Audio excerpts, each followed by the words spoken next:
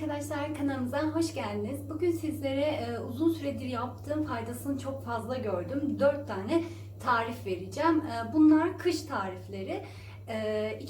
3 tanesi böyle kuru öksürük için, böyle geçmek bilmeyen, ilaçlarla da gerçekten bir türlü düzelmeyen öksürükler için.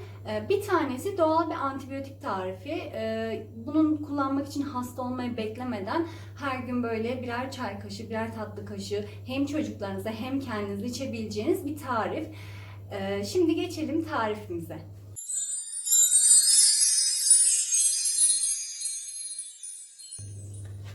İlk tarifimiz bahsettiğim antibiyotik tarifi.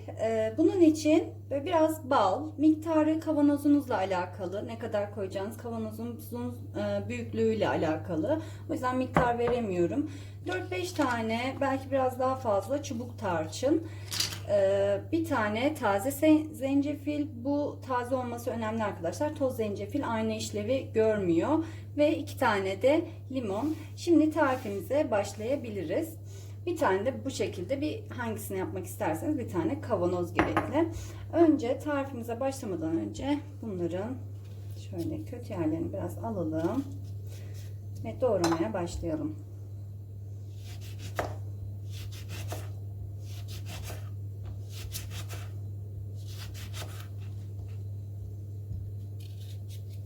İki limonu doğruyoruz dilim dilim.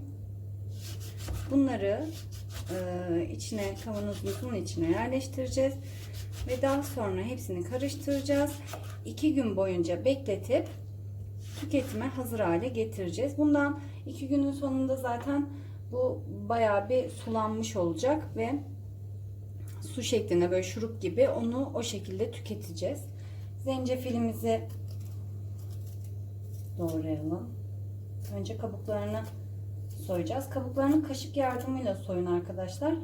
Zencefile bıçak sürülmezmiş. Ben bunu geçenlerde öğrendim. Yani dış kabuğuna sürülmezmiş. Bıçakla doğrayabilirmişiz ama neden bilmiyorum ama böyle bir kuralı varmış. Böyle kaşıkla da gayet rahat ve güzel soyulabiliyor. Tabii benim zencefilim biraz eski, yani eski derken ben bu şekilde kök olarak alıyorum. 4-5 kök ve onu sürekli çaylarımın içine falan böyle kattığım için bu da o bekleyen köklerden birisi.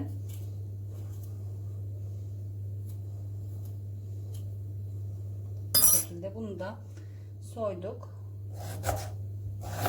Bunu böyle doğrayacağız. Zencefillerinizi kışın çaylarınızda mutlaka kullanın arkadaşlar. Böyle sıcak çayın içinde hem çok güzel bir aroma veriyor hem de böyle boğazınızı inanılmaz rahatlatıyor. Bunu kullanmak için hasta olmaya beklemenize gerek yok. Sürekli böyle kış başladığı anda yapıp tüketebilirsiniz. Zaten doğranacaklarımız bu kadardı. Ben onları doğradım. Şimdi artık yerleştirip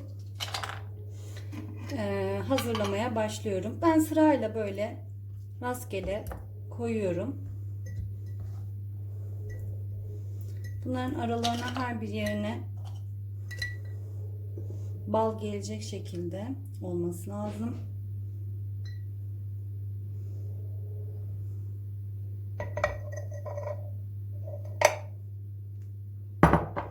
Tekrar limon koyacağım. Biraz daha zencefil ve tarçın. Bu 3 aya kadar dolapta böyle bekleyebiliyor arkadaşlar. Yani 3 ay boyunca bunu yapıp aile bireylerinizle beraber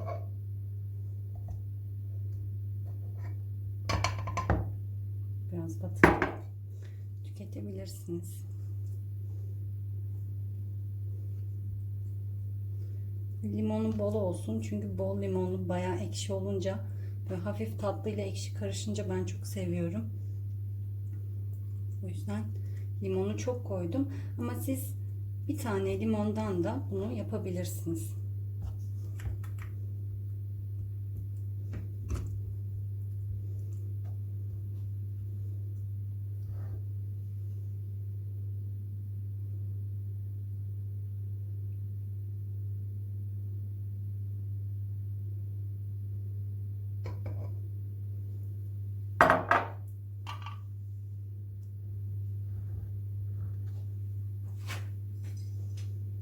Bu şekilde arkadaşlar. Bu şekilde 3 ay kadar böyle buzdolabında bekleyebiliyor. Bu 2 gün şu an olgunlaşması için bekleyecek dolapta. Ve 2 gün sonunda zaten bu sulanmış olacak. Böyle şurup kıvamına gelmiş olacak. 2 günün sonunda böyle kaşık kaşık tüketebilirsiniz. İsterseniz böyle bitki çaylarınızın içerisine tatlandırmak için kullanabilirsiniz şeker yerine. İsterseniz direkt içebilirsiniz. Çocuklar kullanabiliyor ama 1 yaşa kadar çocuklar bal kullanmadığı için 1 yaşından önce kullanmayın isterseniz. Hatta 1 yaşından sonra kullanacak olanlar da alerji riskine karşı doktorlarına danışıp ona göre kullansın arkadaşlar. Bu çok güzel bir şey. Yani tam bir antibiyotik. Biz bunu kullanarak bütün bir seneyi çok rahat bir şekilde geçiriyoruz. Böyle ağır enfeksiyonlu grip hastalıkları falan gibi şeyler olmadan geçiriyoruz. Siz de deneyip görebilirsiniz.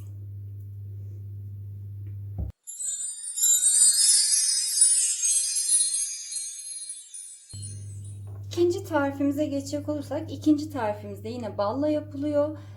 Farklı olarak bir baş soğan, bir orta boy soğan kullanıyorum. Bu öksürük için, böyle kuru öksürük için kullanıyorum.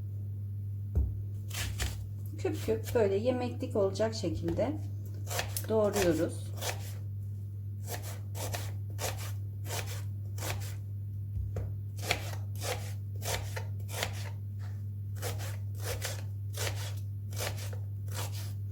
Daha sonra bir saklama kabının içerisine soğanımızı koyuyoruz. Ve üzerine yine bal ilave ediyoruz.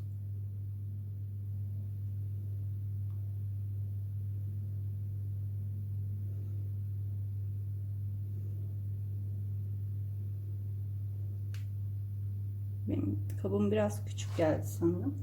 O yüzden bu kadar yeterli zaten. Zaten bu sulanacak arkadaşlar. Sulanınca da yine tüketmeye başlayacağız. Bu şekilde bir gece bekleyecek. Bir gece bekledikten sonra sulanacak ve sulandıktan sonra yine şurup kıvamını aldıktan sonra kullanıma hazır hale gelecek. Bu şekilde. İkinci tarifimiz de bu arkadaşlar.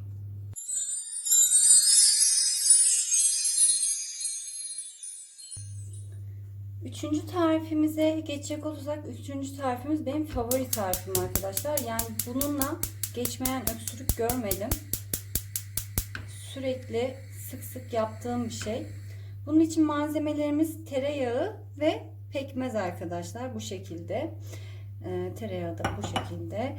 Miktarı yine size kalmış. Ben sürekli yaptığım için aslında pek de hani şu kadar kullanın bu kadar kullanın diyemiyorum ama yaklaşık böyle 50 gram kadar bir tereyağı ve bir su bardağından biraz daha az bir çay bardağı kadar pekmezle bu tarifi yapabilirsiniz. Gün içinde sürekli tüketebilirsiniz. Hatta kahvaltılarınızda böyle ekmek banabilirsiniz.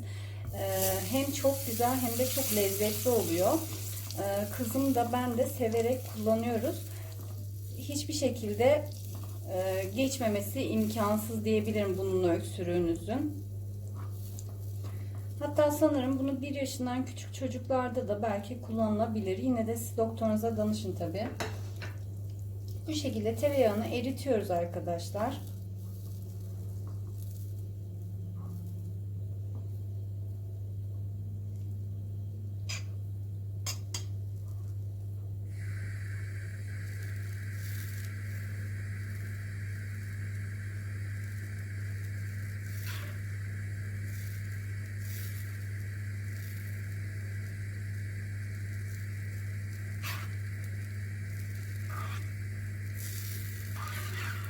Ve sürekli karıştırın ki tereyağı çok çabuk yanan bir şey olduğu için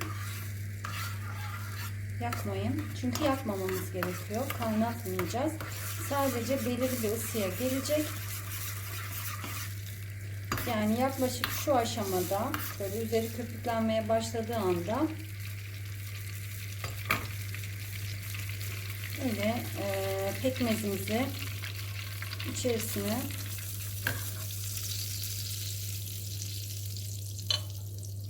karıştırıyoruz. Biraz böyle bütünleşecek.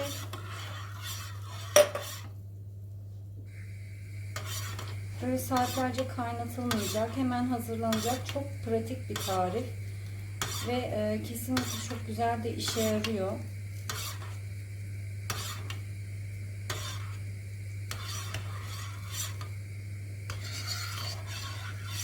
Yani ilaçlardansa bu şekilde doğal tarifler çok daha faydalı olduğunu düşünüyorum.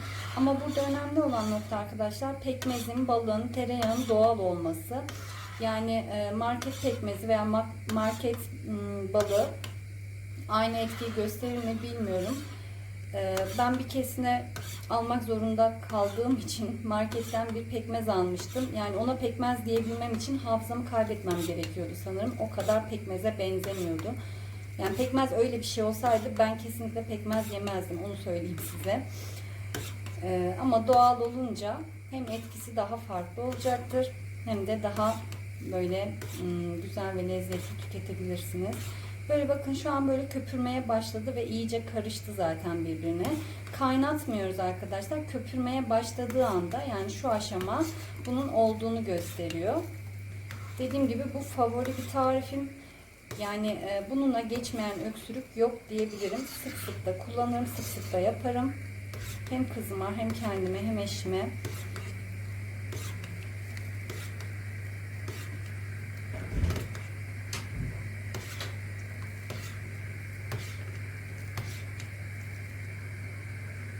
Şu an hazır.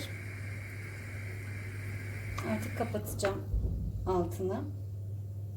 Bu şekilde pekmezli tereyağlı tarifimizde böyle sabah akşam tüketebilirsiniz.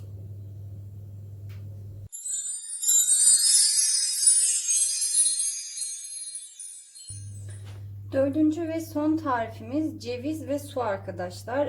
Cevizi zaten hani sabah kahvaltılarında falan veya hani gündelik hayatımızda çok fazla tüketiyoruz. Ama bu sefer cevizin içini değil, içerisindeki perdeyi kullanacağız.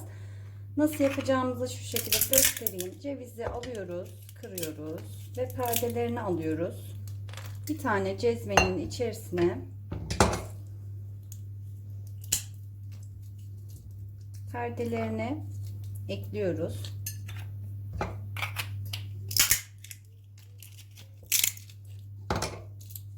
Bunun için 5-6 tane ceviz yeterli.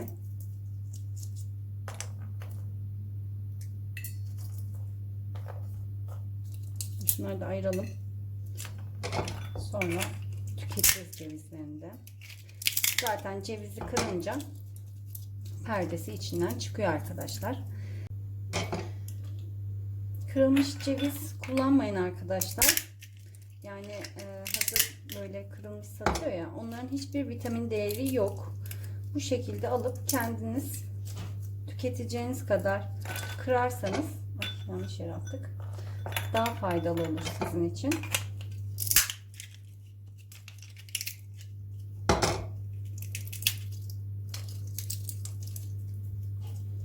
Bu şekilde şu perdesi,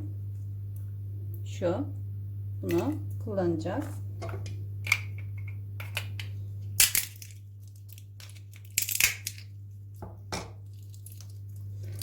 Miktarı arttırabilirsiniz. Yani illa 5-6 ceviz olacak diye bir şey yok. Cevizlerinizi kırdıktan sonra perdelerini atmayın. Ben öyle yapıyorum. Hatta bugün sabah kırdığım cevizlerin perdelerini de ayırmıştım. Onları da şimdi içine katacağım. Bunlar sabahki kırdığım cevizlerin perdeleri. Bunları da suyun içine katacağım. Bir iki tane de ceviz atacağım içine. Ve bir su bardağı su ekleyeceğim. Bunu bu şekilde kaynatacağım. Kaynattıktan sonra bir 2-3 dakika kadar kaynatacağım. Kaynattıktan sonra da süzeceğim ve içime hazır hale gelecek. Arkadaşlar, cevizli suyumuz, ceviz perdeli suyumuz kaynadı. Yaklaşık bir 3-4 dakikadır kaynıyor. Artık alacağım. Zaten bu kaynama benim için yeterli. Şimdi bunu süzeceğim. Ve biraz ılıyınca tüketime hazır hale gelecek.